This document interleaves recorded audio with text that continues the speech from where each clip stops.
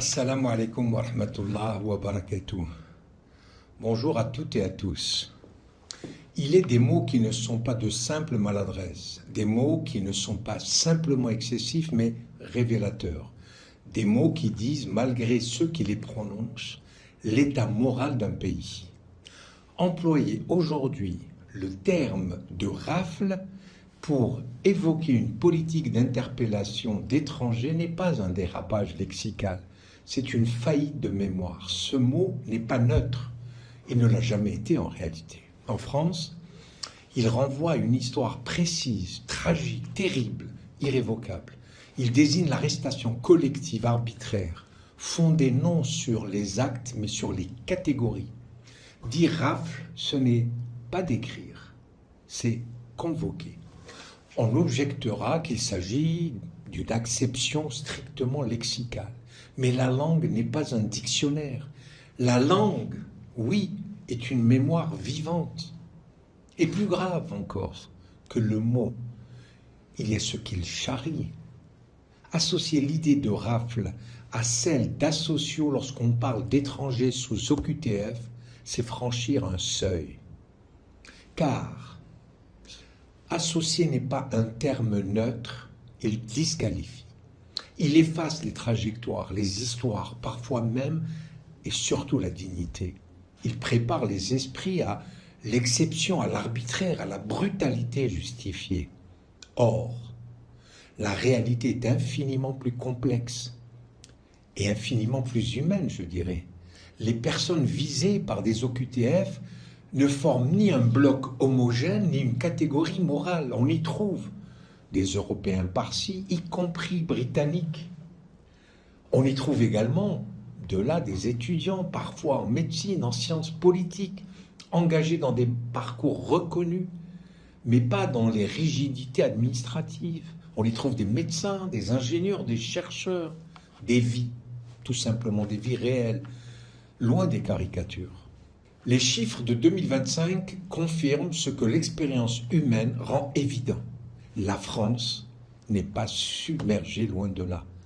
Les étrangers représentent environ 6% de la population. Près de 40% des immigrés sont d'origine européenne. Les contrôles se sont durcis. Les naturalisations, oui, elles reculent. Le récit d'un État impuissant face à une invasion révèle davantage du fantasme que de la réalité, tout simplement. Pourquoi alors ce glissement du langage? Pourquoi cette tentation de l'amalgame? Parce que malheureusement, le climat social actuel l'autorise. Nous vivons une époque où la peur prend trop souvent la place du discernement, où la complexité dérange, où l'on préfère désigner des groupes plutôt que traiter des situations. Stigmatiser l'étranger devient alors une facilité politique, un raccourci, un déplacement de l'angoisse. Mais ici, je dois l'avouer, qu'une ligne est franchie. Car lorsque ce type de propos émane, non d'un polémiste, mais d'un membre du Conseil d'État, grande juridiction administrative, ce n'est malheureusement plus une opinion personnelle. C'est une parole institutionnelle.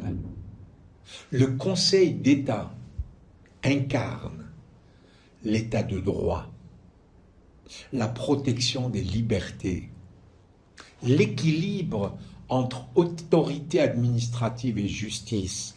Il exige de ceux qui le composent une retenue, une réserve, une responsabilité accrue. C'est pourquoi la réponse ne peut être tiède. La sanction, si elle intervient, ne doit pas être seulement symbolique. Elle doit être exemplaire, non par esprit de punition, ce n'est pas ce que recherche, mais par exigence républicaine. Exemplaire parce que la déontologie n'est pas un décor. exemplaire parce qu'un juge administratif ne peut employer un vocabulaire qui heurte les principes de notre République et les principes surtout que lui est chargé de défendre. Il y va de l'honneur de l'institution, de ce Conseil d'État. Il y va de l'honneur de la confiance des citoyens.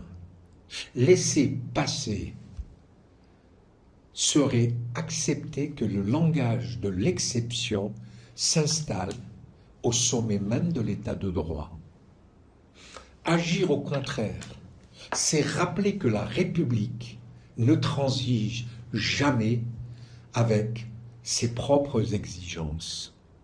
Il ne s'agit pas, dans ce cas, de nier les difficultés, ni de renoncer à l'autorité de l'État. Il s'agit de refuser que la fermeté devienne brutalité, que la loi devienne désignation, que la mémoire soit convoquée à contresens. Résister aujourd'hui, ce n'est pas crier plus fort, c'est rappeler sereinement, calmement, que les mots prononcés engagent, que l'histoire regarde et que surtout, j'assiste, la dignité humaine n'est en aucun cas négociable. À la semaine prochaine. Assalamu alaikum wa rahmatullahi wa barakatuh.